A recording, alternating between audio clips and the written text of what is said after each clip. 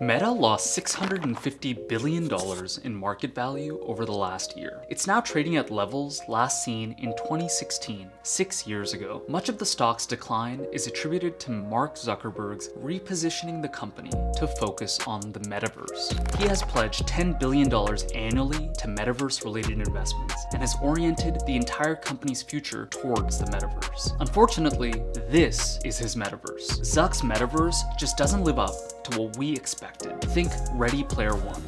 People come to the Oasis for all the things they can do. After all, in a world of Call of Duty and Fortnite, Meta's attempt looks to be a decade behind the rest of the industry. Despite this massive blunder, Meta is the most bought stock by top investors this year. Monish Pabrai, a prolific value investor, even went as far as to say this. Meta in 2 or 3 years is an easy double. I think that's a reasonable bet. So who's right and who's wrong in this debate with Meta's cratering stock at the center? Does Meta have a future, or is the company digging its own $10 billion grave? Let's start with the short thesis from Meta's detractors. Point number 1, Zuckerberg's metaverse investment is a money-losing sinkhole. Meta has spent $36 billion on the metaverse with a total of $5 billion to show for it since 2019. Looking at the last 3 years of Reality Labs expenses, you can see Zuck spent a whopping $10 billion a year on Reality Labs, and he plans on continuing this trend in the future. When comparing this spending to any major competitor, the numbers just don't make sense. For comparison, Microsoft, when deciding it wanted to compete directly with Sony and Nintendo for a piece of the video game market, spent about $4 billion over 4 years to do so back in 2013. That equates to about $5.2 billion adjusted for inflation today. At the time, this was about 2 quarters worth of profit for Microsoft. Now compare that to the $10 billion Zuckerberg is spending annually in the metaverse today. Even adjusted for inflation, he should be able to create 2 Xbox-level projects every year, right? So just where is the money going? Because it sure as hell couldn't have gone into Horizon Worlds. Turns out, of the $10 billion annually going towards Meta, more than 50% of this investment goes into augmented reality headsets, much of which Zuckerberg expects will not pay off until 2030. The remaining 40% goes into virtual reality hardware and software, with about 10% left to Horizon Worlds and other VR social platforms. That makes a lot more sense. The products we've seen from Meta, like the Meta Quest and Horizon Worlds, have received very little of the spending Zuckerberg has done. Rather, much of it is going into development of next-gen technologies. The question still remains though, $10 billion a year is a ton of money. How does Zuckerberg justify spending $10 billion a year with little to no return for a decade? Let's take that question and put it right here, because we'll come back to it in a minute. Number 2, Google and Apple own the hardware on which Meta runs. This brings us to Meta's biggest hurdle, Apple and Google. You might be thinking, Apple and Google are not in the social media industry. Despite that, earlier this year, Zuckerberg announced that Meta will lose $10 billion in 2022 due to Apple's iOS 14 policy of allowing users to opt out of data tracking. Since rolling out this change, 95% of iPhone users have decided to opt out from Meta tracking their activity on their iPhone. Google has since followed up with a similar change to Android, almost completely cutting Facebook off from the rich trove of data it received from customer actions on their phones. This data included the websites you visit, the apps you spend time on, as well as where you spend your time in the physical world. You might wonder though, how does this move cost Facebook $10 billion in just 2022? Facebook at its core is a seller of advertisement space. The data that Facebook gathers from your smartphone on where you spend your time on their application, as well as in the real world, allows Facebook to better predict the kinds of ads you're likely to click on. Since iOS 14's release, Facebook ads have seen a 30% decrease in effectiveness, according to top marketers. Whereas before, if you liked a specific pair of shoes on a company's website, you might see that same pair of shoes in an Instagram ad later that day. Now, Facebook is forced to serve you ads without that data. The average return on ad spend for Facebook ads fell 30% since iOS 14.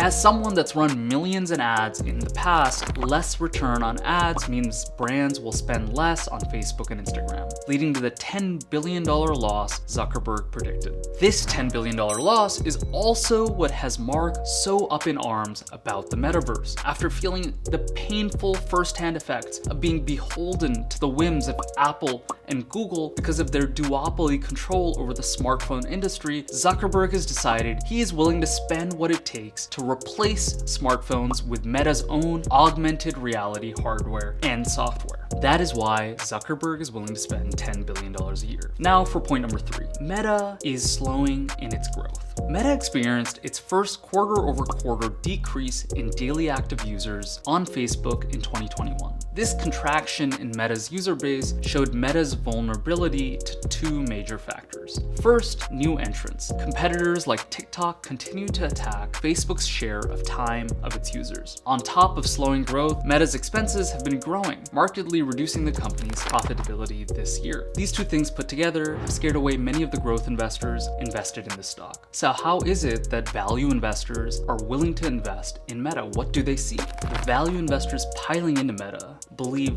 first, above all, Meta is still growing, and so is Facebook. If we step back and look at Facebook's growth, despite TikTok's wild popularity, Facebook at its core only saw a slight decrease in usage for 1 quarter. Overall, even the slowest growing Facebook app continues to add new users, most of them in non-Western countries, as Western countries have largely been saturated. Facebook is still growing. It is very meaningful that the service is not seeing a decrease in active users, unlike many of its competitors in the past. Putting aside Facebook though, Instagram has seen a compounded annual growth rate of over 20% since 2018. Next, value investors will tell you that Meta and Mark Zuckerberg have an enviable history of staving off competition and winning. The last time Meta took a sharp downturn in its stock price was back in 2018. Investors were worried about Snapchat taking Meta's users. Since then, Meta was able to compete directly with Snapchat by copying stories and increasing their own market share.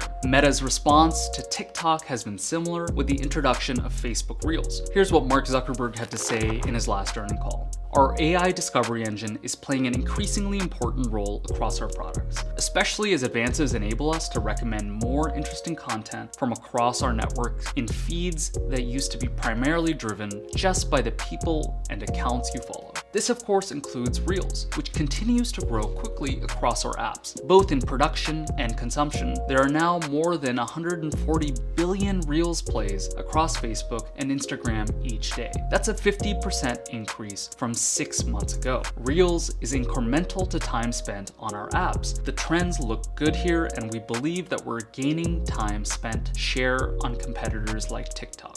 What's most meaningful about Meta's Reels is that now it has a $3 billion annual run rate, while still growing at a rapid clip. Next, value investors will point out that Meta's investments in the metaverse are just about 20% of its total capital expenditure. The remaining expenditure is on artificial intelligence and ads, its core business. On top of that, the investment that Meta is doing in VR and AR is largely in line with its competitors in the space. To put this into perspective, Apple has an R&D budget of $26 billion and Google of $39 billion.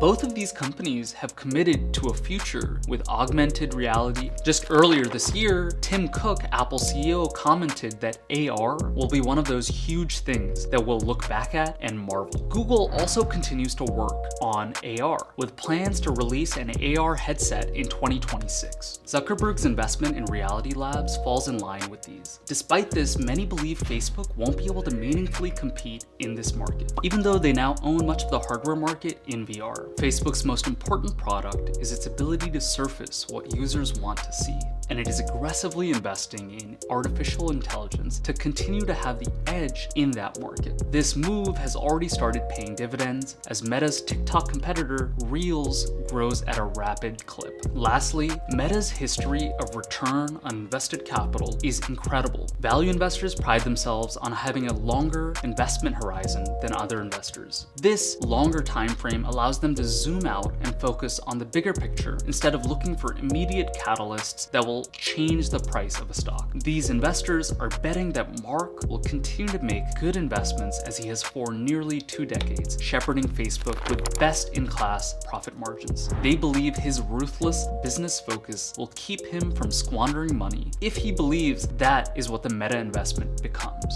Right now, it's just too early to tell whether his investment will pay off. There are signs of life with Meta's lead in VR hardware or Oculus, while their software attempts seem laughable. At the end of the day though, at Facebook's current valuation of 11 times earnings, nearly half that of the S&P 500, betting on Facebook doesn't carry that much risk, and that's what matters most to value investors, a margin of safety. If you want to dive deeper into how top value investors like Bill Ackman value tech companies, take a look at my video breaking down the BMP framework by Seessel here.